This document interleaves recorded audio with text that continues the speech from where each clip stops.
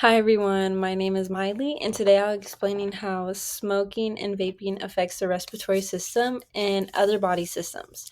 We'll be looking at normal lung function and what cigarette smoke and vape aerosols contain, how they damage the body, and what the data shows about vaping and smoking today.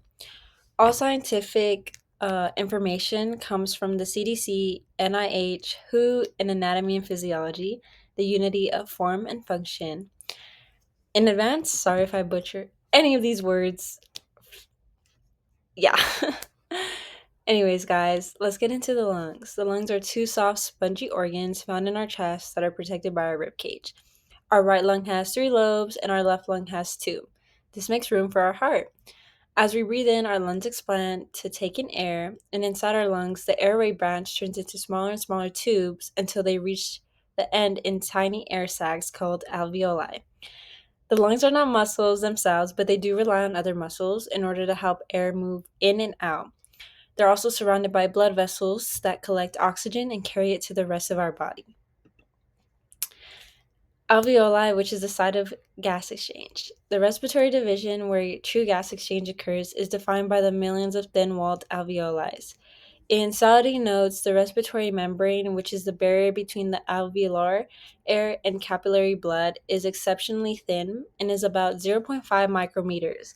This is optimizing diffusion speed, and driven by partial pressure gradients, oxygen diffuses into the pulmonary capillary blood, where it is rapidly picked up by the hemoglobin in red blood cells. This stimulates waste carbon dioxide, which diffuses back into the alveoli, and this is a massive surface area that is about 70 square meters. It is essential for maintaining blood oxygen saturation and pH balance. What is in cigarette smoke? Cigarette smoke contains over 7,000 chemicals that are exposed to our lungs over the years and over time. These are Among these components are tar, which is a sticky residue that coats our lungs, nicotine, the addictive substance, carbon monoxide, which reduces oxygen carrying capacity, formaldehyde, which is used to preserve dead tissue, benzene, which is found in gasoline and is linked to leukemia, ammonia, which is enhances nicotine absorption, heavy metals such as lead, cadmium, and arsenic, and free radicals that cause cell damage and inflammation. Um, They deliver high concentrations of nicotine salts, which are highly absorbable, and they also contain flavoring agents like diacetyl, which is known to cause bronchiolitis obliterans, and trace amount of heavy metals like nickel, tin, and lead that are leached from the heating coils. These fine ultrafine particles are inhaled deep into our respiratory zone. Let's talk about impairments. So the first one is airway defense failure. The immediate effect of these toxins is cytotoxicity, and chemicals like tar and hydrogen cyanide first paralyze the cilia, making them ineffective and eventually causing their structural destruction.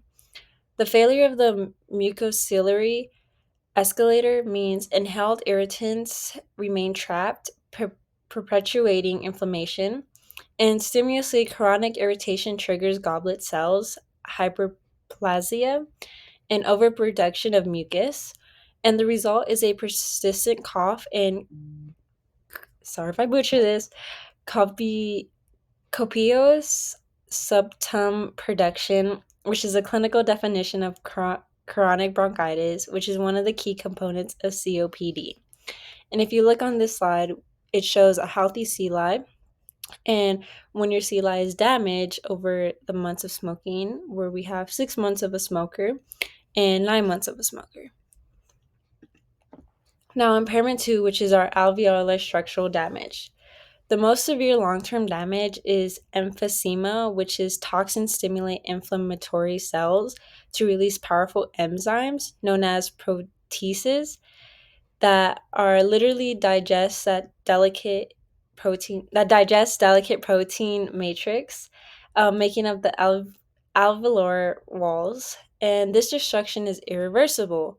Millions of small alveoli merge into a few large cystic air spaces, which dramatically reduce the surface area for gas.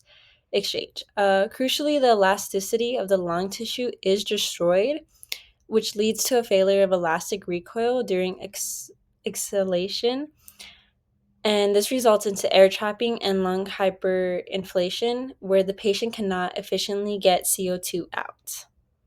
And if you look on this slide, we have a healthy alveoli and a damaged alveoli. Now let's talk about effects on other systems. The systematic effects are vast on the cardiovascular system, which nicotine acts as a potent vasoconstrictor, which is elevating blood pressure and workload on the heart. The combined effect of elevated cardiac workout and O2 deprivation from CO accelerates, again, atherosclerosis and dramatically increases the risk of myocardial infraction and stroke. The immune system is weakened by the impaired macrophage activity, which leaves the lungs vulnerable to bacterial and viral infections like pneumonia. As nicotine's central actions primarily on the brain's reward pathways, it's what solidifies the powerful psychologic addictions. And here in my sources, I use CDC, NIH, and WHO. I forgot. In the bottom corner, you will see where my sources are from. Now let's move on to our data that we have. Analyzing the epidemiology reveals specific risk groups, such as the World Health Organization estimates there are over 1.3 billion tobacco users globally and a massive public health challenge. Domestically, CDC data shows that while traditional smoking is declining, nicotine delivery via e-cigarettes has saturated the youth and young adult markets.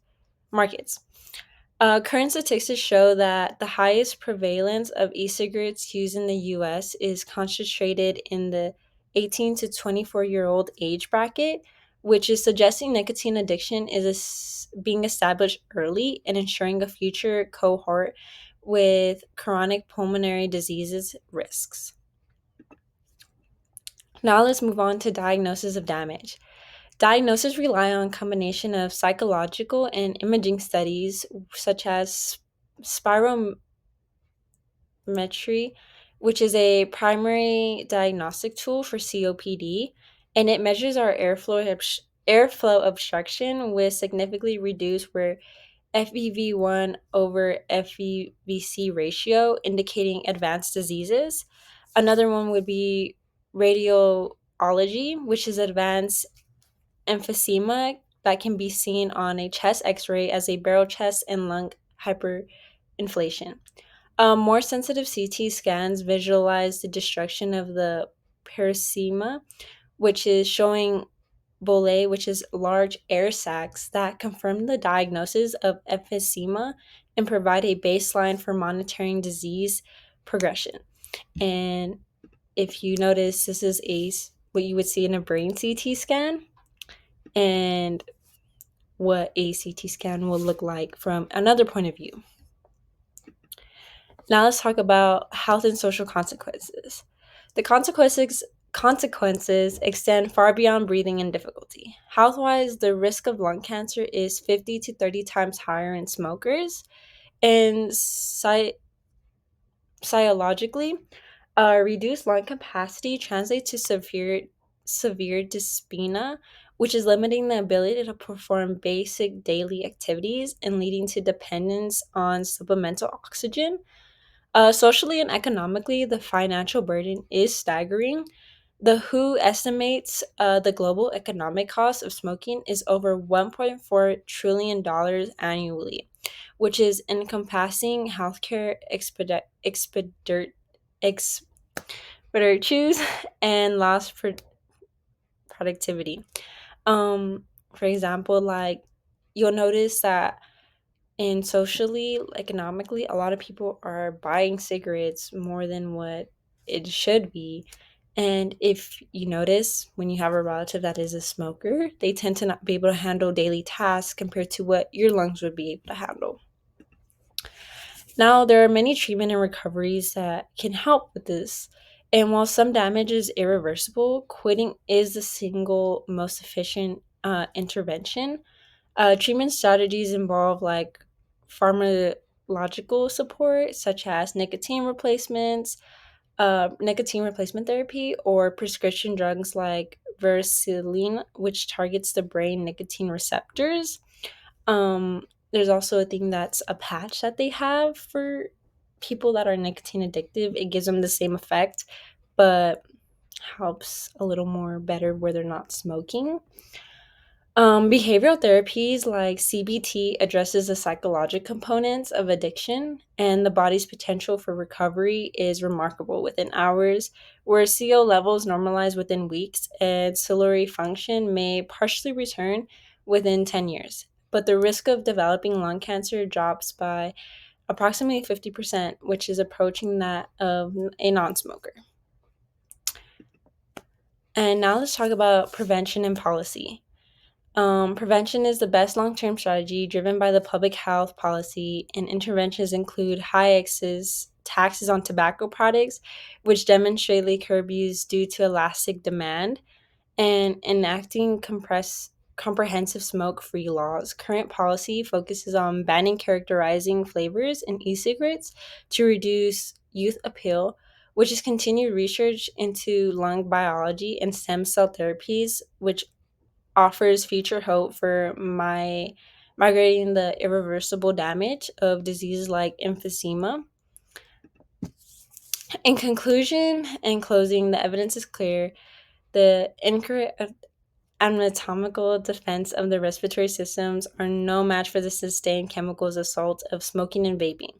The results resulting in destruction of cilia, bronchi, and alveoli leads to severe debilitating diseases, which understanding this pathology should serve as a powerful motivator for prevention. And if you are someone or you know needs help, sources are available. And as a final thought, what could your life look like with lungs functioning at 100%?